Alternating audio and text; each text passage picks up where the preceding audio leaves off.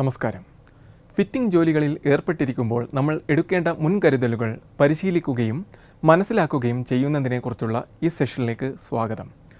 അപ്പോൾ നമുക്ക് ഈ സെഷൻ തുടങ്ങാം. ഇനി നമുക്ക് ഈ സെഷൻ കൊണ്ട് ഉദ്ദേശിക്കുന്നത് എന്തൊക്കെയാണെന്ന് നോക്കാം. ഈ സെഷന്റെ അവസാനം നിങ്ങൾക്ക് ഇനി പറയുന്ന കാര്യങ്ങൾ ചെയ്യാനാകും.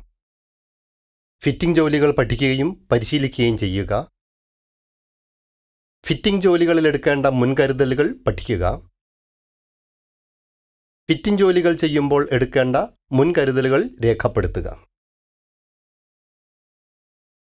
ഈ പരിശീലനത്തിന് വേണ്ട ഉപകരണങ്ങൾ ഇവയാണ്: bench vice, files, hacksaw blade with frame, chisel, ball peen hammer, anvil, flatter tool, sledge hammer, tongs, grinding machine, belt drive of a lathe, wire brush, pulley with belt arrangement on a drilling machine, pedestal grinding machine. ഫിറ്റിങ്ങിനെ കുറിച്ച് നമുക്ക് ഇനി പഠിക്കാം. ആവശ്യമുള്ള ഫിറ്റിൽ ഉറപ്പിക്കുന്നതിനായി ഒരു വസ്തുവിൻ്റെ അളവുകൾ അല്ലെങ്കിൽ രൂപം വേണ്ട വലിപ്പത്തിലേക്കോ ആകൃതിയിലേക്കോ കൊണ്ടുവന്ന ശേഷമുള്ള പാർട്സുകളുടെ അസംബ്ലിയുമായി ബന്ധപ്പെട്ടതാണ് ഫിറ്റിംഗ്. ഫിറ്റിങ്ങിന് ആവശ്യമായ ജോലികൾ സാധാരണയായി നടത്തുന്നത് ഒരു വർക്ക് ബെഞ്ചിലാണ്.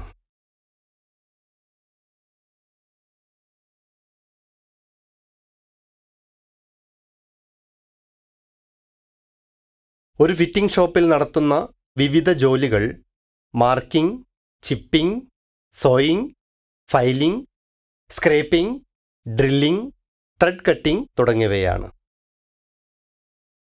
ഫിറ്റിംഗ് ജോലികൾ പരിശീലിക്കാൻ വേണ്ടി നമ്മൾ എങ്ങനെയാണ് നിൽക്കേണ്ടത്, എന്തൊക്കെ ചെയ്യണം എന്നതിനെപ്പറ്റി നമുക്ക് പഠിക്കാം. ബെഞ്ച് വൈസിൻ്റെ ഉയരം നിങ്ങളുടെ അരയുടെ ഉയരത്തോളം ഉണ്ടെന്ന് ഉറപ്പാക്കുക. വൈസിൻ്റെ മുകളിൽ നിന്ന് കുറഞ്ഞത് 5 മുതൽ 10 mm വരെ പുറത്തേക്ക് നീണ്ടു നിൽക്കുന്ന വിധത്തിൽ ബെഞ്ച് വൈസിൽ ജോബ് പിടിപ്പിക്കുക. നിൽക്കേണ്ട വിധം: ഇടതുകാൽ മുന്നിലും വലതുകാൽ പിന്നിലും. വലത് ഇടത് കാലുകൾക്കിടയിൽ ഏകദേശം 1 അടി അകലം വേണം. ഗൈഡിംഗ്: അരത്തിൻ്റെ പിടിയിൽ വലത് കൈയും അരത്തിൻ്റെ വായ്ത്തലയ്ക്ക് മുകളിൽ ഇടത് കൈയും. അരം പിടിക്കേണ്ടത്: പുൾ അഥവാ ഡ്രോ സ്ട്രോക്ക് സമയത്ത് ഒരിക്കലും ബലം ചെലുത്തരുത്. ജോലി തുടങ്ങുന്നതിന് മുമ്പ് അരത്തിൻ്റെ വായ്ത്തലയിൽ ചോക്ക് കൊണ്ട് ഉരച്ച് അരത്തിൻ്റെ പിന്നിങ്, ഡെബ്രീസ് കൊണ്ട് ഫയൽ ടീത്ത് ക്ലോഗിംഗ് ഉണ്ടാക്കുന്നത് തടയുക.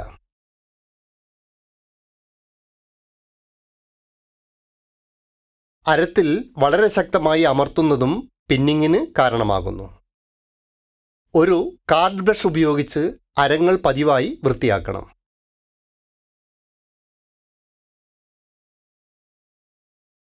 വായ്ത്തലകൾ പരസ്പരം ഉരസാത്ത വിധത്തിൽ അരങ്ങൾ സൂക്ഷിക്കണം. ഫയലിംഗ് ജോലിക്ക് അനുയോജ്യമായ അരങ്ങൾ തിരഞ്ഞെടുക്കുക. ഫിറ്റിംഗ് ജോലികളിൽ എടുക്കേണ്ട മുൻകരുതലുകളെക്കുറിച്ച് നമുക്ക് ഇനി പഠിക്കാം. അരങ്ങളുടെ മരം അല്ലെങ്കിൽ പ്ലാസ്റ്റിക് പിടികൾ ഘടിപ്പിക്കുക. വൈസിൽ ജോബ് ബലമായി പിടിക്കുക.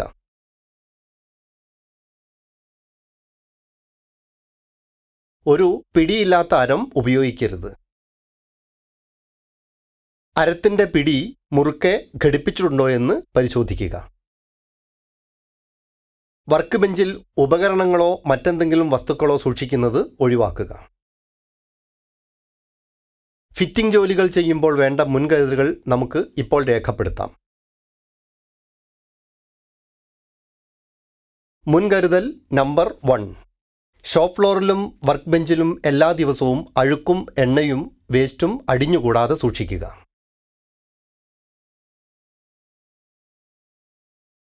മുൻകരുതൽ നമ്പർ 2: അപകടങ്ങൾ ഒഴിവാക്കാൻ യന്ത്രത്തിൻ്റെ എല്ലാ ചലിക്കുന്ന ഘടകങ്ങൾക്കും ഒരു ഗാർഡ് കൊണ്ട് സംരക്ഷണം കൊടുത്തിട്ടുണ്ട് എന്ന് ഉറപ്പാക്കുക.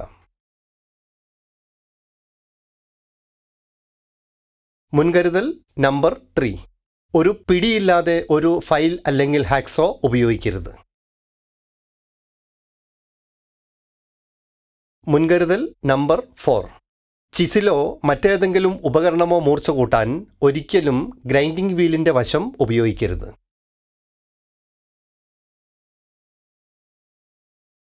മുൻകരുതൽ നമ്പർ 5. ഫോർജിംഗ് പോലെ ചൂടുകൂടിയ ജോബുകൾ ചെയ്യുമ്പോൾ ചൂടിനെ പ്രതിരോധിക്കുന്ന ലെതർ ഗ്ലൗ ഉപയോഗിക്കുന്നുണ്ടെന്ന് ഉറപ്പാക്കുക.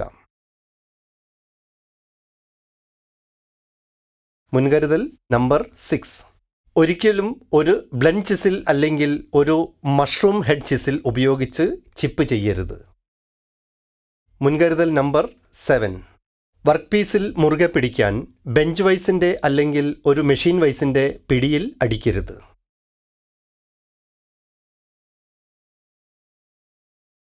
മുൻകരുതൽ നമ്പർ 8. മെഷീനിൽ നിന്നും അതിൻ്റെ അടുത്തു നിന്നും മെറ്റൽ ചിപ്സ്, ഓയിൽ പോലുള്ളവ നീക്കിക്കളയുക.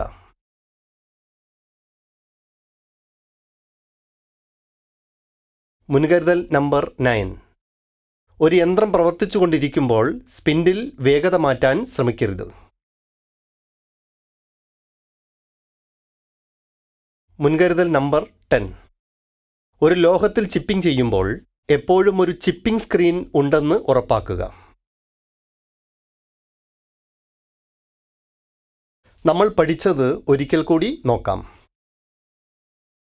ഫിറ്റിംഗ് ജോലികൾ പഠിക്കുകയും പരിശീലിക്കുകയും ചെയ്യുക.